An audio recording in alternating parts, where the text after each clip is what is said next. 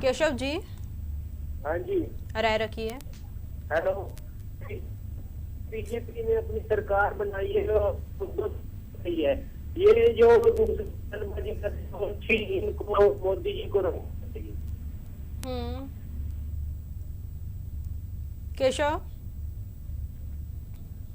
चलिए आप हमारे साथ दोबारा जुड़ सकते हैं। सवाल लगातार हमारा बना हुआ है, लेकिन जिस तरह से बात की जाए, सरकार आखिरकार अब तक विकास के एजेंडों को लेकर कहीं ना कहीं जिस तरह से बात तो करती है, लेकिन उन्हीं के नेता, उन्हीं के सहयोगी कहीं ना कहीं जो उनके समर्थक है, वो इस विकास के एजेंडे को पटरी से उतारने में लगे हुए हैं। वाकई में सोनिया सही कहा आपने, विकास कहीं नहीं हो पाता जिस तरीके से बयान दे दिए जाते हैं। लेकिन आम जनता से जिस तरीके से हमने पूछा, साफ तौर पर उन्होंने कहा कि हमें विकास चाहिए। इस तरीके के बयानों की उन्हें किसी तरीके की कोई जरूरत नहीं है और महज राजनीति की वजह से इस तरीके के बयान उठते हैं और महज समाज में कट्टरवाद की किसी तरीके की कोई जरूरत है ही नहीं। चलिए फिलहाल बोल जनता बोल में इतना ही। आप देखते रहिए जनता टीवी। नमस्कार।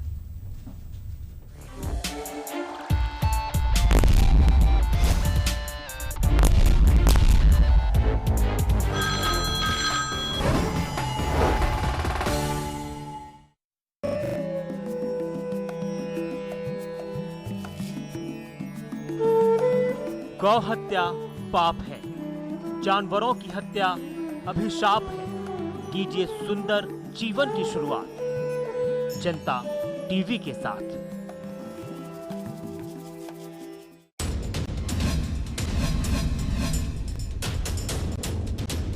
देखिए मुख्यमंत्री रविवार रात 9 बजे और सोमवार सुबह 9 बजे सिर्फ जनता टीवी पर।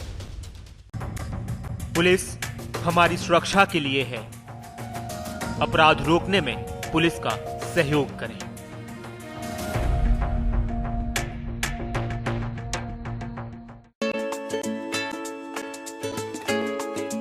और वही बात कि वही हम, वही आप, वही रविवार।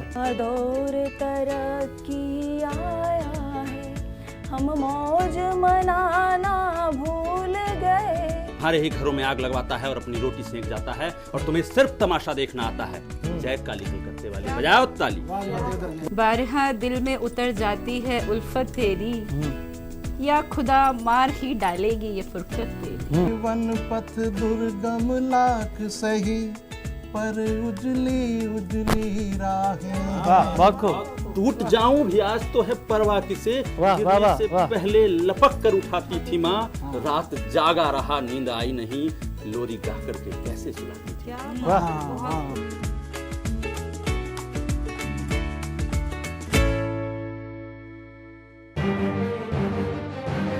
स्वास्थ्य विभाग पिछले 40 सालों से बीमार होता चला आ रहा है। अस्पतालों की दशा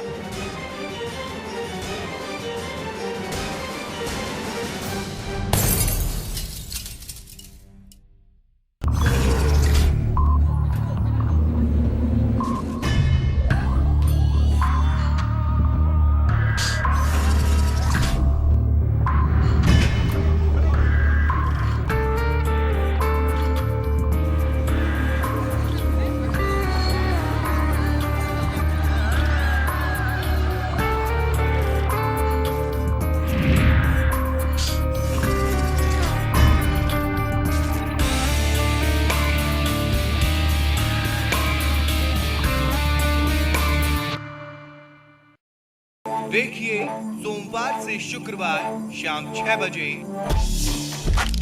खबरों की खबर सिर्फ जनता टीवी पर।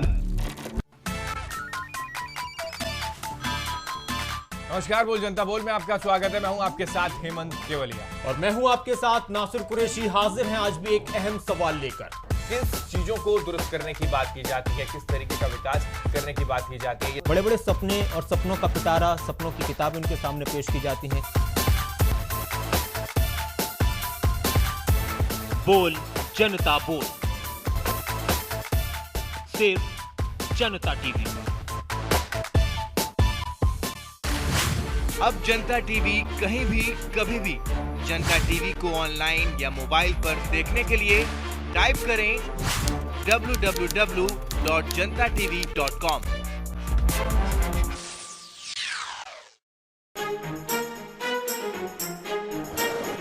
बात देसा में देश हरियाणा की, शहरों की चकाचौंध से लेकर गांव-गांव के चौपाल की, खेल के मैदानों से लेकर बात संस्कृति के हर पहलू की।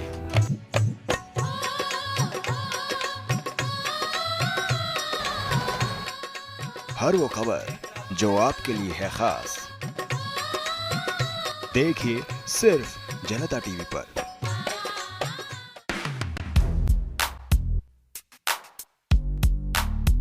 जिस प्रकार से पिछली सरकार पर आरोप लगा रहे हैं वो गलत है। लगातार हम इस चर्चा को बनाए रखेंगे, अपने बाकी के सहयोगियों से भी बातचीत करेंगे। अब इनके लिए सोचा कहा बहुत कुछ जा चुका, अब इनके लिए कुछ करके दिखा दीजिए। ऐसे में अगर उन्हें किसी तरह का नुकसान होता है तो उसकी भरपाई क्या सरकार करेगी? बयान दे दिए जाते हैं लेकिन कार्रवाई होती है या नहीं होती है ये देखना दिलचस्प है।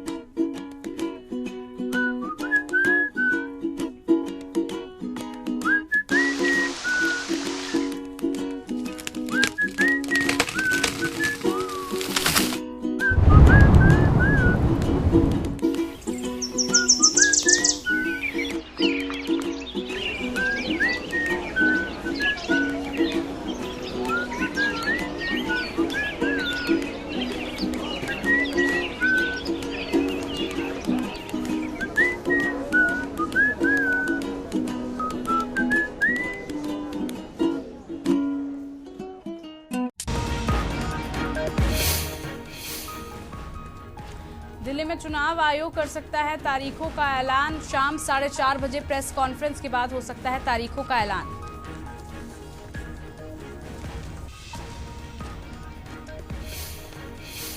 आज प्रदेश को मिलेगी नई खेल नीति। एमजीयू में सीएम खट्टर, खेल मंत्री अनिल विज, शिक्षा मंत्री रामविलास शर्मा करेंगे नीति की घोषणा। 12 खिलाड़ियों को किया जाएगा सम्मानित।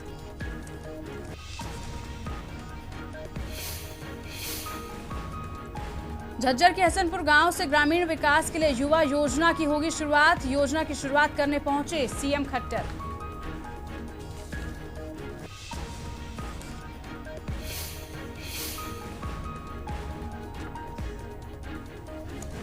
अंबाला कॉन्टिनेंट में बीजेपी की बड़ी जीत।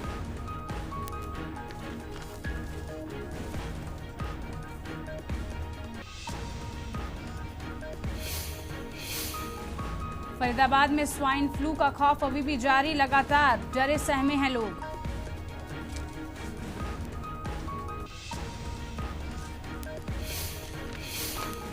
नागल चौधरी में खाद की किल्लत को लेकर किसानों में रोष। हिसार जयपुर रोड पर किसानों ने लगाया जाम। किसानों की चेतावनी, खाद मिलने के बाद ही खोलेंगे जाम।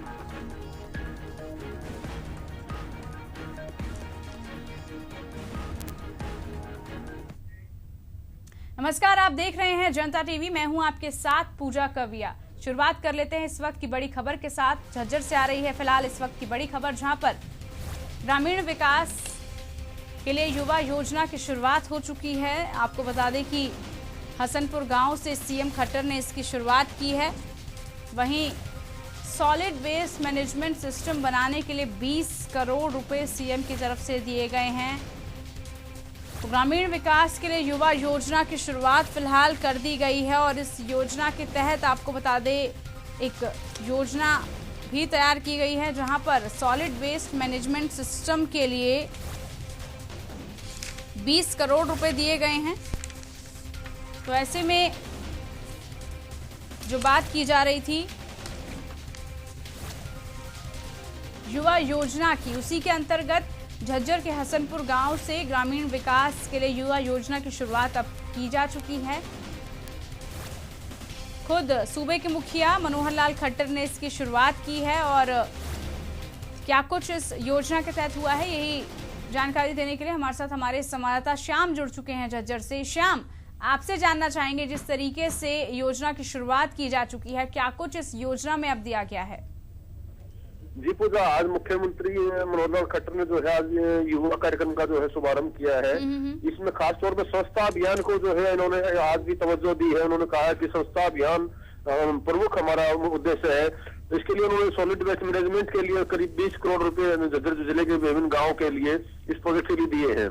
वही उन्होंने युवाओं से आग्रह किया है कि वो देश व प्रदेश के विकास के लिए अपना अहम योगदान दें और विभिन्न योजनाओं का लाभ उठाते हुए अपने आप को स्वावलंबन के लाने का प्रयास करें। श्याम, अगर इस योजना की बात की जाए, जो योजना फिलहाल बनाई गई है और 20 करोड़ रुपए दिए गए हैं, इस योजना के तहत क्या कुछ आता है?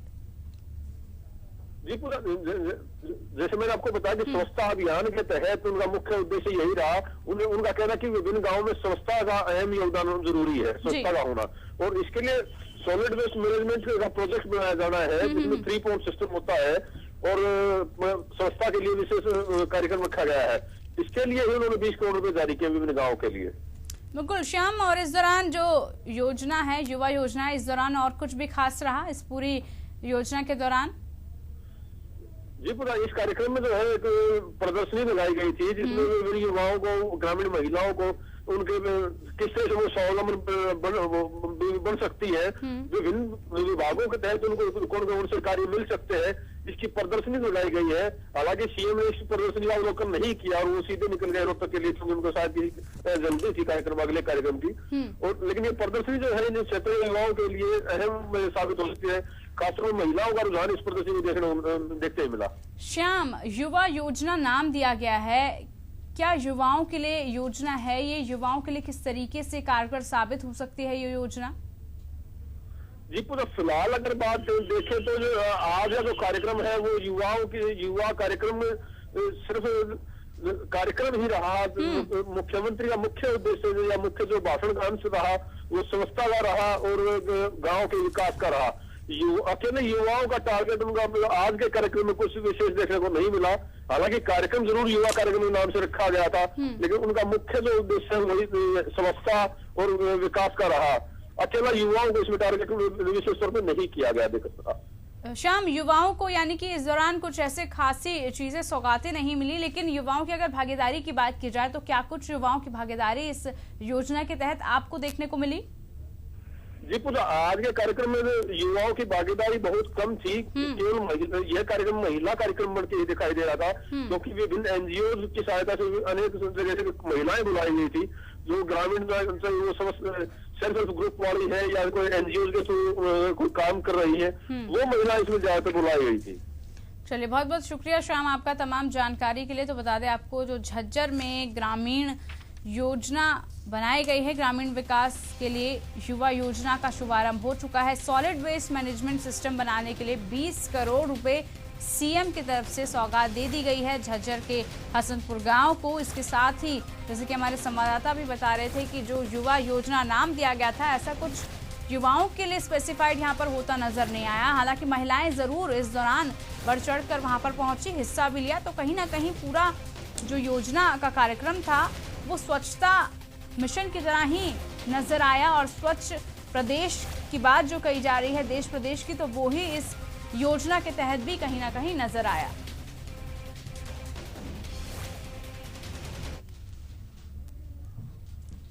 अब रुक कर लेते हैं इस वक्त की दूसरी बड़ी खबर की तरफ। चंडीगढ़ से आ रही है, जो कि विधायक और सांसदों को प्लॉट देने के मसले को लेकर आपको बता दें, पंजाब हरियाणा हाईकोर्ट में सुनवाई हुई है और हरियाणा सरकार ने वापस ली पॉलिसी।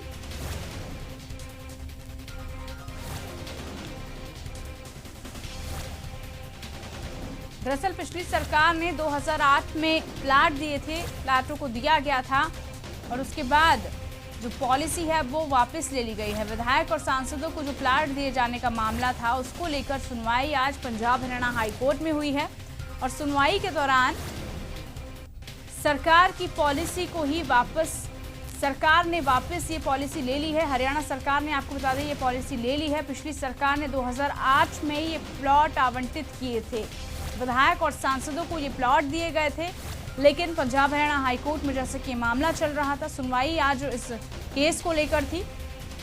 सुनवाई के दौरान आज हरियाणा सरकार ने जो पॉलिसी है उसको वापस ले ली है।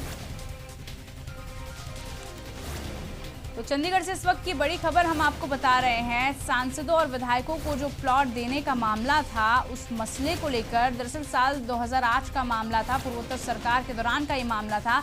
पंजाब हरियाणा हाईकोर्ट में इस केस को लेकर सुनवाई चल रही थी और हरियाणा सरकार ने ये पॉलिसी वापस ले ली है।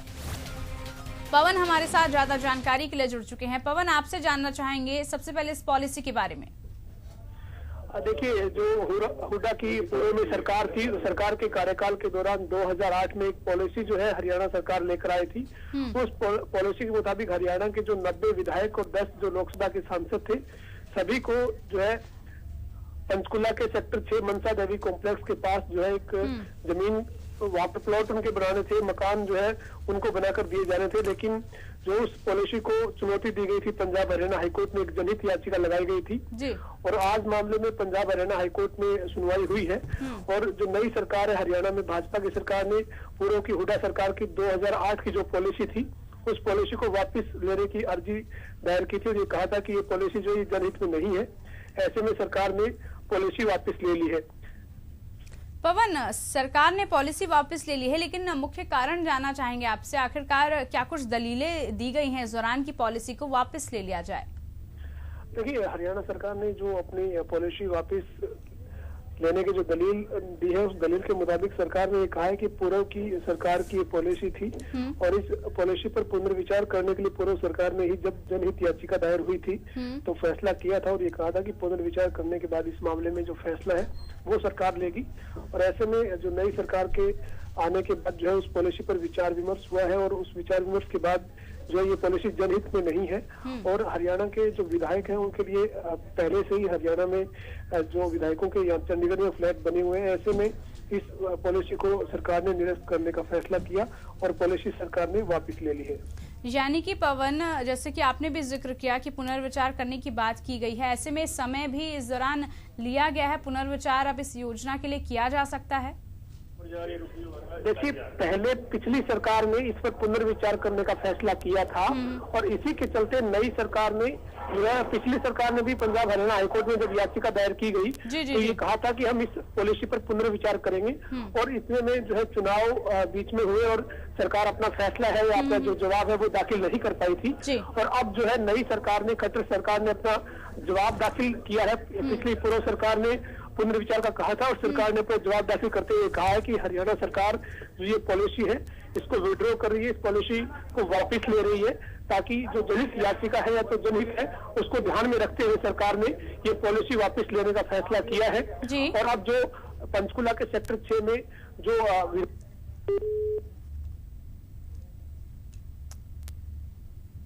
चलिए पवन, हमें जानकारी दे रहे थे कि जनहित याचिका के चलते ही पॉलिसी को वापस ले लिया गया है और विधायकों और सांसदों को जो प्लॉट देने का मसला था उसी को लेकर जो याचिका जारी हुई थी उसको अब जो प्रदेश की हालिया सरकार है उसने वापस ले लिया है।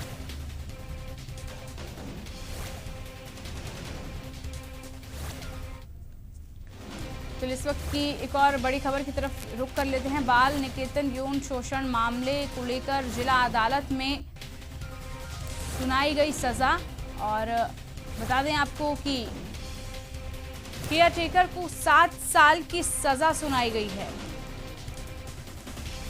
साथ ही कोर्ट ने 1 लाख रुपए का जुर्माना भी लगाया है।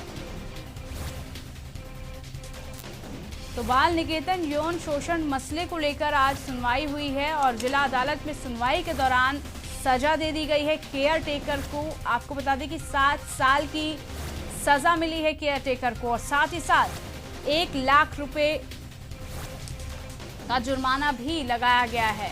कोर्ट ने 1 लाख रुपए का जुर्माना भी केयर टेकर पर लगाया है। तो बाल निकेतन यौन शोषण मसले को लेकर जिला कोर्ट में सुनवाई हुई। सुनवाई में सजा आज दे दी गई है। सजा 7 साल की मिली है खुद केयर टेकर को, जो केयर टेकर था इसका, और साथ ही साथ जुर्माना भी लगाया गया है। 1 लाख का जुर्माना कोर्ट की तरफ से लगाया गया है। पवन हमारे साथ जुड़ चुके हैं। पवन, आपसे जानना चाहेंगे, बाल निकेतन यौन शोषण मामले में सुनवाई आज हो चुकी है? जी बिल्कुल। पिछली साल जो है चंडीगढ़ के सेक्टर 15 में एक मामला सामने आया था। जो बाल निकेतन में रहने वाली जो छात्राएं हैं उन्होंने यौन शोषण का आरोप लगाया था। लड़कियों ने कहा था कि उनके साथ जो है जोर जबरदस्ती जो है निकेतन में हो रही है।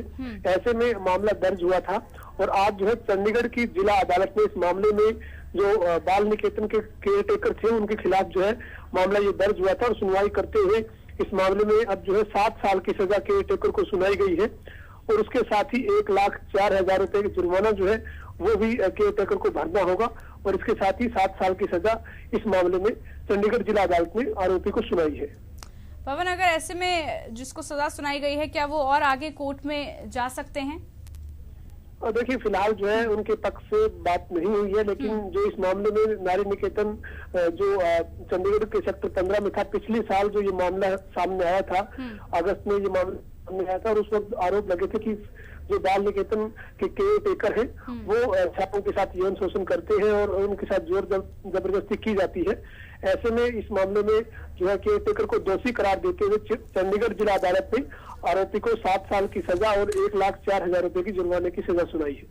चलिए, बहुत बहुत शुक्रिया पवन आपका तमाम जानकारी के लिए। तो बता दें आपको पिछले साल का ही ये मामला है, अगस्त का ये मामला है, जब बाल निकेतन की छात्राओं ने जो केयर टेकर है उनका उस पर यौन शोषण का आरोप लगाया था। बाल निकेतन जो नारी निकेतन है उसी के केयर टेकर पर यौन शोषण का आरोप लगाया गया था और इसकी सुनवाई करते हुए जिला अदालत ने जो केयर टेकर है इसका जिस पर आरोप लगे थे 7 साल की उसे सजा सुनाई है और साथ ही साथ 1 लाख रुपए से ज्यादा का जुर्माना भी उस पर लगाया गया है।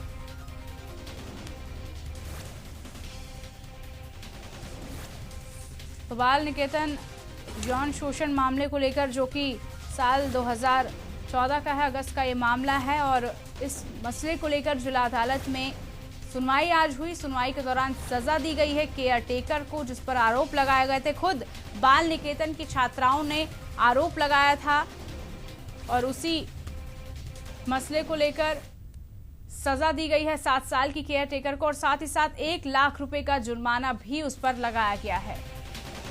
रोहतक से फिलहाल एक बड़ी खबर आ रही है जहां पर करौथा आश्रम की जमीन में धोखाधड़ी का मामला रामपाल की जिला कोर्ट में वीडियो कॉन्फ्रेंसिंग के जरिए पेशी हुई है। जो बाकी के अन्य आरोपी थे वो पेश हुए हैं लेकिन रामपाल इस दौरान पेश नहीं हुआ। मामले की अगली सुनवाई भी 26 फरवरी तक के लिए टाल दी गई है। 26 फरवरी को इस केस की अगली सुनवाई होगी। करौथा आश्रम की जमीन में जो धोखाधड़ी का मामला है उसको लेकर आज जिला कोर्ट में वीडियो कॉन्फ्रेंसिंग हुई है। वीडियो कॉन्फ्रेंसिंग के जरिए पेशी हुई है और पेशी में आपको बता दें कि जो बाकी के आरोपी थे वो जरूर पेश हुए हैं लेकिन रामपाल इस दौरान वीडियो कॉन्फ्रेंसिंग के जरिए पेश नहीं हुए हैं और अब मामले की अगली सुनवाई 26 फरवरी को की जाएगी।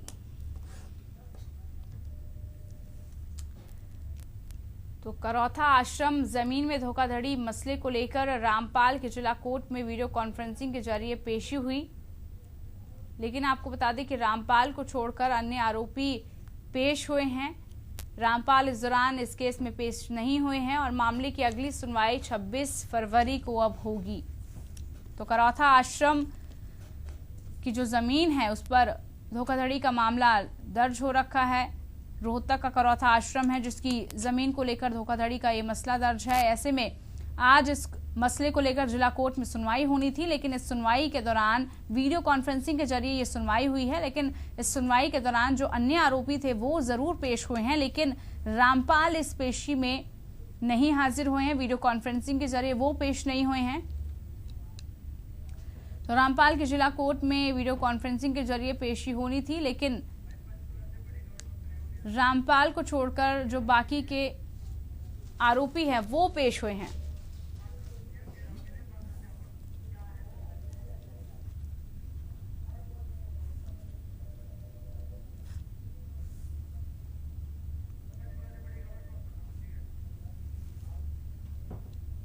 चलिए, इस वक्त एक और बड़ी खबर आ रही है पंचकुला से। दरअसल इस वक्त की बड़ी खबर आ रही है जहां पर आपको बता दें सीएम आवास का घेराव के लिए पात्र अध्यापकों ने कूच कर लिया है यानी कि निकल पड़े हैं। सीएम आवास जाते वक्त एक पात्र अध्यापक बेहोश भी हुआ है। बेहोश पात्र अध्यापक को अस्पताल में भर्ती करवाया गया है।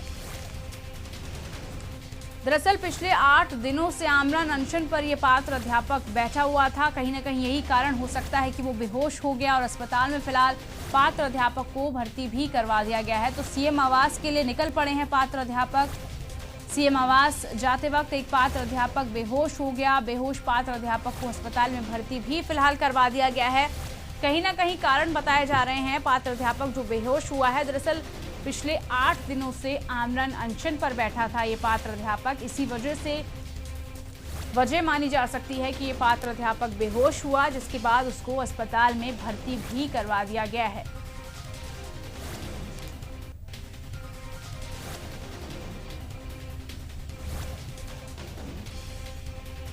तो बता दें आपको पंचकुला से इस वक्त की बड़ी खबर, जहां पर जो पात्र अध्यापक हैं वो सीएम आवास के घेराव के लिए अब निकल पड़े हैं। कूच अध्यापकों ने कर लिया है। पंचकुला से पवन हमारे साथ जुड़ चुके हैं। पवन, आपसे जानना चाहेंगे, कूच पात्र अध्यापकों की तरफ से कर लिया गया है, निकल पड़े हैं अब वो। देखिए पूरे जो पंचकुला में पिछले 8 दिन से बैठे हैं तो पवन सुन पा रहे हैं आप? चलिए आपको बता दें कि पंचकुला में जो सीएम आवास के घेराव के लिए पात्र अध्यापक निकल पड़े हैं और जब सीएम आवास का घेराव करने के लिए ये पात्र अध्यापक जा रहे थे, उसी दौरान एक पात्र अध्यापक बेहोश हो गया। बेहोश जो पात्र अध्यापक हुआ था उसको फिलहाल हॉस्पिटल में एडमिट भी करवा दिया गया है और वजह जो मेन कारण बताया जा सकता है वो यही अभी तक खबरों के मुताबिक सामने आ रहा है। 8 दिनों से ये पात्र अध्यापक अनशन पर बैठा हुआ था, आमरण अनशन पर बैठा हुआ था।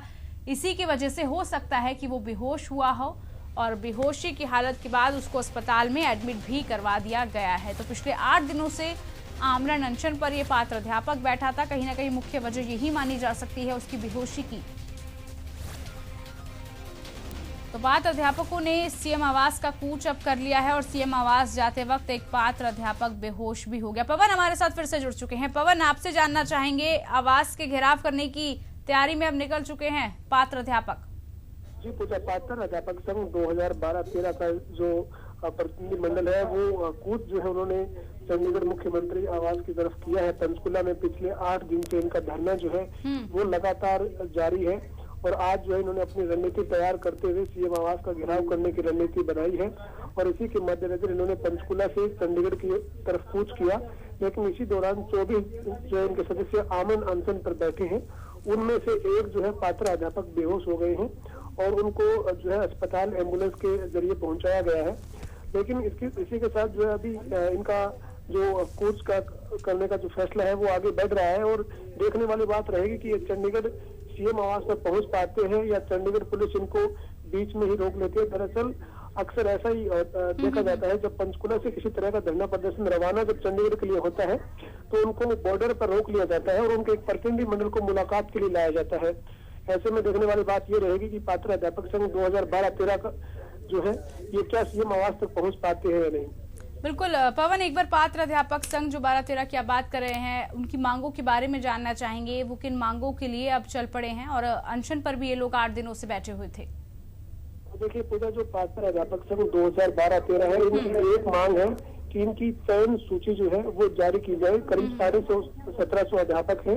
इनका ये कहना है कि पिछली सरकार के कार्यकाल के दौरान जो है इनके हाईकोर्ट के आदेश पर प्रोविजनल इंटरव्यू लिए गए थे, लेकिन इसके बावजूद जो है इनकी चयन सूची जारी नहीं हुई और इन्होंने मौजूदा सरकार से चयन सूची जारी करने की मांग की है। लेकिन इसी के साथ इनका मामला जो है पंजाब हरियाणा हाईकोर्ट में भी विचाराधीन है। ऐसे में सरकार जो है और विभाग जो है इस पर कोई किसी तरीके का फैसला नहीं ले पा रहा है और जो इसी को लेकर पात्र अध्यापक संघ 2012-13 जो है लगातार 8 दिन से धरने पर है और उनके 24 साथी जो है वो आमरण अनशन पर बैठे हुए हैं। पवन, आमरण अनशन पर ये लोग बैठे थे, ऐसे में अब जब घेराव की बात सामने आ गई है तो आमरण अनशन इन लोगों का खत्म हुआ या अभी भी जारी है? दिनों के दौरान उन्होंने शिक्षा विभाग के अधिकारियों से मुलाकात की है, शिक्षा मंत्री रामविलास शर्मा से मुलाकात की है, लेकिन ये असंतुष्ट है और इनको कोई उचित भरोसा शिक्षा विभाग या सरकार से नहीं मिला। इसी के चलते इनका जो धरना है वो जारी है और इनके जो 24 सदस्यों का आमरण अनशन है वो भी जारी है। लगातार जो है ये 8 दिनों के दौरान इन्होंने कल जो है रविवार इन्होंने सामूहिक मुंडन करवाने का फैसला किया था। इससे पहले इन्होंने सब्जियां बेची थी, बूथ पॉलिश की थी, लगातार ये अपने आंदोलन को तेज कर उठे हुए हैं। और आज इन्होंने जो है चंडीगढ़ में मुख्यमंत्री के आवास का घेराव करने की रणनीति बनाई है। लेकिन आज जो है मुख्यमंत्री 2 कार्यक्रमों की वजह से वो अपने आवास पर नहीं है, चंडीगढ़ से वो बाहर है। ऐसे में देखने वाली बात ये रहेगी कि जो है अपने अध्यापक संघ 2012-13 की जो रणनीति है ये कितनी कामयाब रहती है।